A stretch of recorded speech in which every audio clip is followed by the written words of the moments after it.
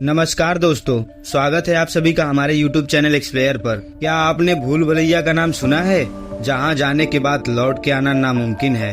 तो आज हम एक ऐसे ही भूल भुलैया के बारे में बात करने वाले हैं जहां जाना तो आसान है लेकिन लौट के आना मुश्किल है। तो ले लो टार्च अपने हाथ में और चलते हैं भारत के एक उत्तरी प्रदेश में। तो दोस्तों, आगे बढ़ने से पहले आपसे छोटी सी रिक्वेस्ट है, यदि आप चैनल पे नए हैं तो चैनल को सब्सक्राइब जरूर कीजिएगा, हमें आपके सपोर्ट की जरूरत है। और हाँ, जिसका भी सबसे पहले 5 कमेंट होगा मैं अगली वीडियो में उसका नाम जरूर लूंगा। भारत के उत्तर में एक ऐसा गांव था जो सदियों से भय और रहस्यों से घिरा हुआ था। गांव के लोग कभी उस भयानक जंगल की ओर नहीं जाते थे। इसके बीच में एक प्राचीन और विशाल भूल भुलैया स्थित थी।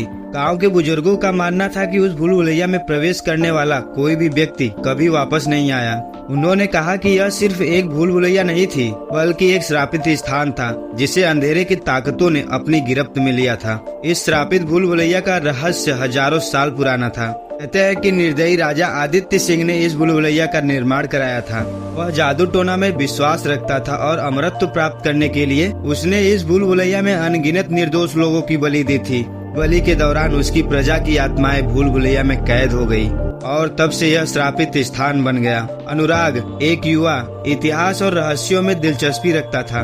वह कई प्राचीन इमारतों का अध्ययन कर चुका था, लेकिन भूल भुलैया के रहस्य ने उसे गहराई से आकर्षित किया।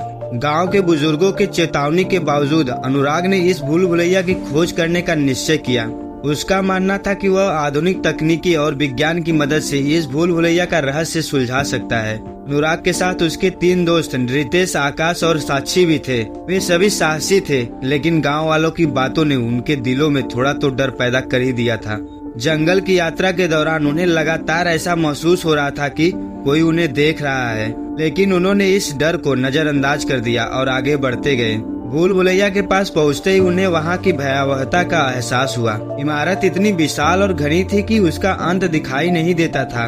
पुरानी पत्थरों से बनी यह संरचना किसी अन्य युग की लगती थी। इसके दरवाजे पर पुराने शिलालेख थे जो उन्होंने पहले कभी नहीं देखे थे। यह भूल भुलैया जैसे किसी रहस्यमयी जादू से बंद थी। दरवाजा भारी था और जैसे ही उन्होंने दरवाजा खोला, एक ठंडी हवा का झोंका उनके चेहरे पर आ पड़ा। अंदर अंधेरा था, लेकिन उनके पास टार्च और अन्य उपकरण थे। जैसे ही वह भूल भुलैया में घुसे, उन्हें महसूस हुआ कि यह जगह किसी साधारण संरचना से बहुत अलग है। और दीवार पर अजीबोगरीब चित्र बने हुए थे। कुछ चित्रों में आदमी, औरत और बच्चे रोते हुए दिख रहे थे, तो कुछ चित्रों में बिखरे हुए चेहरे और अजीब आकार की आकृतियाँ थी। पहले दिन कुछ खास नहीं हुआ। वे एक जगह पर रुके और रात बिताने का फैसला किया, लेकिन जैसे जैसे समय बीत रहा था, अजीब घटनाएं शुरू होने लगी। अनुराग को ऐसा लगा जैसे दीवारों से कोई फुसफुसा रहा हो, और साक्षी को नींद में चलते हुए देखा गया। लेकिन जब उसे जगाया गया तो उसने कुछ भी याद करने से इनकार कर दिया। अगले दिन जब वे भूल भुलैया में आगे बढ़े तो उन्हें समझ में आया कि वो रास्ता भूल चुके हैं। हर रास्ता एक जैसा दिखता था, मानो यह भूल भुलैया खुद उन्हें भ्रमित करने के लिए बनाई गई हो। अनुराग ने अपने उपकरणों का इस्तेमाल किया, लेकिन सब बेकार साबित हुआ। वे बार बार उसी स्थान पर आ जाते जहां से उन्होंने शुरुआत की थी। अभी उन्हें अजीब लगने लगा। दीवारों पर बने चित्र बदलने लगे। उनमें अब रक्त के धब्बे और छिपी हुई भयानक आकृतियां नजर आने लगी। रितेश को लगने लगा कि कोई लगातार उसका पीछा कर रहा है। उसने बाकी दोस्तों से कहा, लेकिन किसी ने उसकी बात पर ध्यान नहीं दिया। धीरे धीरे समय का एहसास खोने लगा। न तो उन्हें सुबह का पता चलता, न ही शाम का। ऐसा लग रहा था जैसे वे अलग ही दुनिया में फंस गए हों, जहाँ समय का कोई महत्व नहीं था। भूल भुलैया के अंदर का माहौल और भी भारी होता जा रहा था। तीसरे दिन भयानक घटनाएं शुरू हो गई। आकाश ने अचानक एक अजीब सी चीख सुनी और वो बेतहाशा दौड़ने लगा। अनुराग और साक्षी ने रोकने की कोशिश की, लेकिन वो उनकी पकड़ से छूट गया। आकाश अंधेरे में गायब हो गया और फिर उसकी चीखें भी सुनाई देना बंद हो गई। अब वह कहीं नहीं था। रितेश को अचानक ऐसा महसूस हुआ जैसे उसके चारों तरफ परछाइयां घूम रही हो। उसने अपने दोस्तों से कहा कि उसे यहाँ से बाहर जाना है, लेकिन अनुराग उसे समझाने की कोशिश करता रहा। अचानक रितेश की आंखें फैल गई और उसके शरीर पर अजीब निशान बनने लगे। वह बेतहाशा चिल्लाने लगा, वे आ रहे हैं, हमें छोड़ दो। और फिर वह जमीन पर गिर पड़ा। उसकी आंखें खुली हुई थी, लेकिन वह मर चुका था। अनुराग और साक्षी अब पूरी तरह से घबरा चुके थे। वे जानते थे कि अब उनके पास ज्यादा समय नहीं बचा था। अब आता है चौथा दिन। अनुराग और साक्षी पूरी तरह से खो चुके थे। वे दोनों बार बार राजा आदित्य सिंह की कहानी के बारे में सोच रहे थे। अनुराग ने महसूस किया कि यह श्रापित भूल भुलैया राजा की आत्माओं का जाल थी। राजा ने इन आत्माओं को कभी मुक्ति नहीं दी और अब वे आत्माएं उन सभी को अपने साथ कैद करना चाहती थी जो यहाँ प्रवेश करते थे। अचानक अनुराग को दूर से एक भारी आवाज सुनाई दी।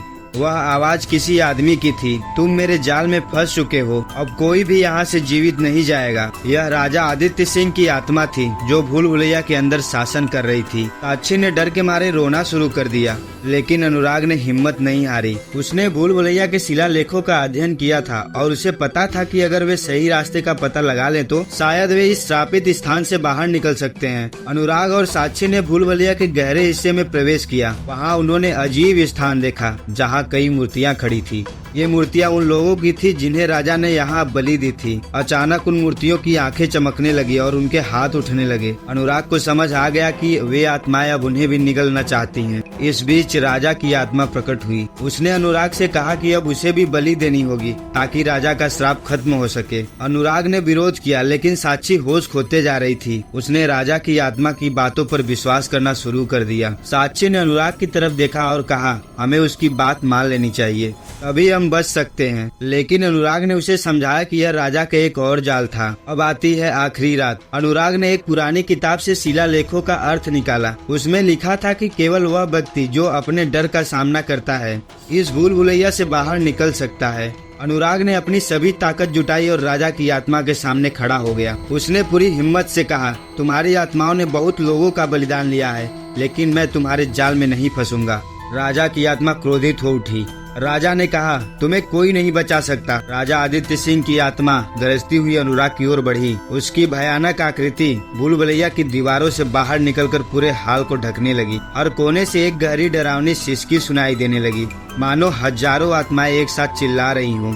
साक्षी घबरा कर पीछे हटने लगी, लेकिन अनुराग के पास अब कोई दूसरा विकल्प नहीं था। अनुराग ने उस पुराने किताब के आखिरी पन्ने को याद किया। उसमें लिखा था कि राजा के श्राप को तोड़ने के लिए उसका सामना करना होगा, लेकिन आत्मसमर्पण करना उसे और भी ताकतवर बना देगा। वह जानता था कि अगर उसने हार मान ली तो वो कभी जीवित वापस लौट नहीं पाएंगे। राजा की आत्मा ने भयानक गर्जना की और उसकी परछाई जैसे जैसे अनुराग के करीब आई, अनुराग ने अपनी आंखें बंद कर ली। उसकी सांसें थमने लगी, लेकिन उसने अपनी हिम्मत नहीं खोई। मैं डरता नहीं हूँ, उसने जोर से चिल्लाया। तुम मेरे मन और आत्मा पे हावी नहीं हो सकते। जैसे ही अनुराग ने ये शब्द कहे, पूरे हाल में अजीब सी हलचल हुई। राजा की आत्मा कुछ पल के लिए पीछे हटी और भूल भुलैया की दीवारें कांपने लगी। दीवार की सारी आकृतियां अचानक जिंदा हो उठी, लेकिन अब वो चीखने के बजाय शांत दिख रही थी, मानो उन्होंने अनुराग के साहस को पहचान लिया हो। अनुराग की ओर बढ़ती हुई राजा की आत्मा अब कमजोर पड़ने लगी। उसकी भयानक आकृति अब बिखर रही थी और उसकी गरजती हुई आवाज धीमी हो रही थी। यह असंभव है, राजा की आत्मा ने धीरे से कहा।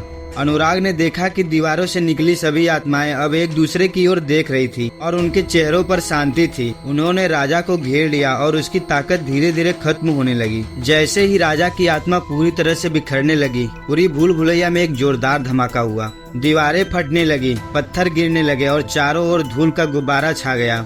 साक्षी ने चिल्लाते हुए अनुराग का हाथ पकड़ लिया। यह सब खत्म हो रहा है, मैं यहाँ से निकलना होगा। अनुराग ने देखा कि राजा की आत्मा अब पूरी तरह से गायब हो चुकी थी और उसके साथ भी भूल भुलैया के भीतर कैद की गई आत्माएं भी मुक्त हो रही थी। वे दीवारों से बाहर निकलकर हवा में विलीन हो रही थी, मानो सैकड़ों सालों से चली आ रही यातना से उन्हें अब मुक्ति मिल गई हो। वह रास्ता जो अब तक उन्हें अंधकार और भ्रम में घेरे रहा था, अब सीधा और स्पष्ट दिखाई दे रहा था। जैसे ही वे उस अंतिम दरवाजे के करीब पहुँचे, उन्हें एक आखिरी आवाज सुनाई दी। यह राजा की थी। तुमने मुझे हराया है, लेकिन यह याद रखना, मेरे जैसे और भी हैं जो अमरत्व की तलाश में अंधेरे में इंतजार कर रहे हैं। क्या आपके भी गांव या शहर में ऐसा कोई भूल भुलैया है? हाँ, अगर होगा तो मत जाना दोस्तों। नहीं, अगर जाने का शौक हो तो चले जाना और जाने के बाद वहाँ की आत्माओं से मेरे चैनल के बारे में जरूर बताना। और हो सके तो सब्सक्राइब भी करवा देना और बगल में बेल आइकन भी होगा, उसे भी दबा देना ताकि टाइम से नोटिफिकेशन पहुँचता रहे। अनुराग और साक्षी जैसे ही दरवाजे से बाहर निकले, उन्होंने महसूस किया कि सूरज की रोशनी उन पर पड़ रही है। वे थक चुके थे,